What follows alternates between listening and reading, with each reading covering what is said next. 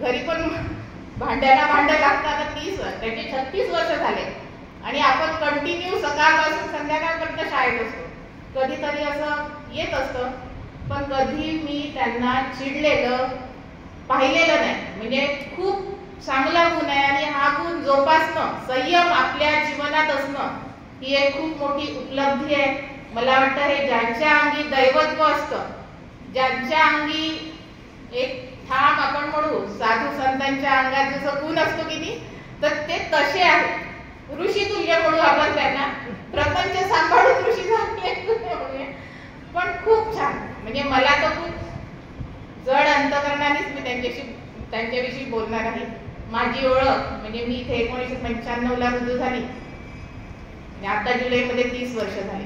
तेव्हाची जी फळी होती, म्हणजे जवळजवळ आम्ही 25 लोक मिडल स्कूलला होतो. त्यातले ते लास्ट प्लेयर म्हणूया आपण, खेळाडू म्हणूया, म्हणजे मिडल स्कूल विभागातले.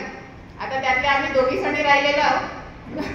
कुठपर्यंत आमची टीम टिकते माहिती नाही, पण सर तेव्हाचे जे मी पाहिलेले आहे, म्हणजे मला तो मुकद्दर का सिकंदर एक सिनेमा होता, त्यातले अमिताभ बच्चन जे बाईक घेऊन गाडी चालवत यायचे तसे ते यायचे म्हाळकीनगर चौकातून, आणि त्यांची प्रतिमाही तशी आहे. त्यांचं व्यक्तिमत्व खूप छान आहे. ते अगदी उंच, पुरे देखणे आणि मुलांवर त्याचा रुबाब पडे. म्हणजे ते विद्यार्थी प्रिय, शिक्षक प्रिय आहे, पण अधिकाऱ्यांचे अतिशय प्रिय आहे. आणि त्यांच्या काळजामध्ये घर करणारे आहे म्हणजे M.R. जोशी सर, जे आपले भूतपूर्व M.R. जोशी सर अध्यक्ष होते, तर त्यांचे आवडते पुत्र होते. त्यांचं सारथ्य त्यांनी केलं आहे. त्यांना नेहमी खांद्यावर हात ठेवून सरांनी त्यांची सेवाही खूप केलेली आहे. म्हणजे अगदी सरांनी थोडे जरी केस वाढले, अरे तू उद्या केस कापून ये बरं तुझे केस, म्हणजे असं ते मुलांप्रमाणे सांगायचे. आणि सरांचे वडील अर्थात मिलिटरीमध्ये होते, त्यांना तो वारसा लाभलेला आहे. अगदी त्यांची देह एष्टी, उंच, पुरी, धिप्पाड, आणि सगळ्या परीक्षांना सरांचा नंबर असायचा. कारण सरांचा रुबाब म्हणजे एखादा पोलीस ऑफिसर कसा असतो, म्हणजे सरांना असा, सरांची गेटवर बहुतेक ड्युटी असायची. मुलं जेव्हा एंट्री करायचे, पूर्वी ऑक्टोबरमध्ये एक्झाम व्हायची, म्हणजे जे फेल झाले ते मुलं खूप मोठे मोठे होते. लेडीज लोकांना कधी कधी आम्ही, सर तुम्ही राहाल बरं का, म्हणजे आम्ही घाबरून जायचो. एकदा मला आठवतं की सरांची आणि माझी एका वर्गात ड्युटी होती. सर तसे शांततेचेच आहे, पण एक मुलगा इतका गोंधळ करत होता की अगदी असतात काही. तेवढ्यात ते एक्सटर्नल आले आणि काहीतरी बोलले सरांना. तेव्हा थोडा राग आला आणि सर पटकन खाली आले. सर खाली गेल्याबरोबर मला भीती वाटायला लागली. म्हटलं हा आपल्या वर्गात मुलगाला 3 तास कसं सांभाळायचं. पण सरांना काहीतरी वाटलं आणि सर लगेच वर्गात आले. म्हटलं सर बरं झालं तुम्ही आले, नाहीतर 3 तास या मुलाला कसं हँडल केलं असतं. म्हणजे त्यांना आपल्या ज्या भगिनी आहेत, सहकारी शिक्षिक आहे, यांची पण जाणीव आहे की यांना सुद्धा त्रास होईल. सरांचा स्वभाव काही सांगायची गरज नाही, अतिशय मितभाषी, मृदू, मन मिळावं आणि संयमी. म्हणजे त्यांना मध्ये हार्ट अटॅक येऊन गेला आणि आम्ही जेव्हा दवाखान्यात पाहायला गेलो, सर म्हणाले कशाला एवढ्या तडतडीने आल्या वगैरे.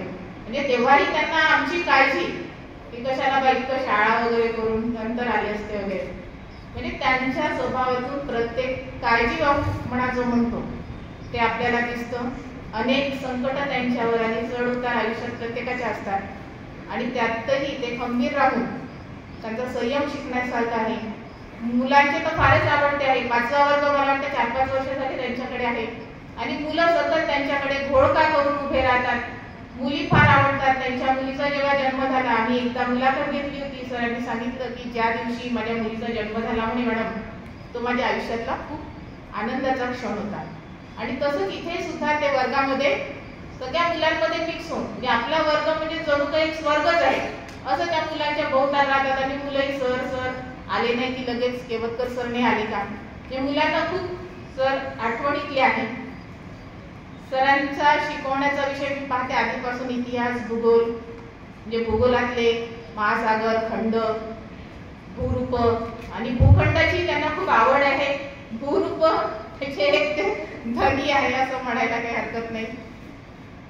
सरांचा आता एक थोडंसं मजेशीर आपण भौगोलिक पत्ता ऐकूया की आपण जिथे राहतो, आपल्या अनेक आकाशगंगा आहे, अंतराळ तसं म्हणतात, त्या आकाशगंगेमधली आपली सूर्यमाला आणि आपण पृथ्वी या ग्रहावर राहतो आणि आशिया खंडात राहतो, भारत देशात राहतो, महाराष्ट्र राज्यात राहतो आणि जिल्हा आपला नागपूर आहे, शहर नागपूर आहे आणि सरांचं निवासस्थान हे माळवी नगर आहे. पण त्यांची कर्मभूमी ही लकडगंज विनायकराव देशमुख आहे. आणि मी सरांकडनं अशी अपेक्षा ठेवते की तुम्ही या कर्मभूमीला कधी विसरू नका. नेहमी आपले आशीर्वाद आम्हा मुलांवर, आम्हा शिक्षकांवर, आम्हा सगळ्या याच्यावर ठेवा. म्हणजे तुमचा आशीर्वाद रूपी हात आमच्या डोक्यावर असू द्या. असं म्हणतात की शिद्दते ख्वाहिशे शोहरते सबका एक मकाम होता है. शिद्दते ख्वाहिशे शोहरते सबका एक मकाम होता है. वो भी एक दौर था, ये भी एक दौर है. आज यहाँ मैं हूँ, कल कोई और होगा. तर असं असतं ते जीवनाचं चक्र आहे. आपण जिथे कार्य करतो आयुष्याला कुठेतरी तिथे थोडा विराम विश्रांती असते, कुठेतरी थांबावं लागतं. पण अनेक आठवणींचं जे आपली शिदोरी म्हणतो आपण ती घेऊन आपण जात असतो आणि अनेक चांगल्या आठवणी आमच्यासोबत सरांबद्दलच्या आहेत. आणि सरांना या पुढचं आयुष्य त्यांचे जे छंद आहे किंवा त्यांच्या ज्या काही राहिलेल्या इच्छा असतील शाळेच्या कार्यकाळामध्ये ज्या पूर्ण झाल्या नाही त्या सगळ्या पूर्ण होत आणि पुढील वाटचालीसाठी मी त्यांना अनेक शुभेच्छा देते. त्यांना निरामय सुदृढ आरोग्य लाभो आणि नेहमी आमची आठवण त्यांनी ठेवावी. आमच्या शाळेवर असंच प्रेम असू द्यावं अशी मी ईश्वरचरणी प्रार्थना करते आणि सरांना नमस्कार करून इथे थांबते.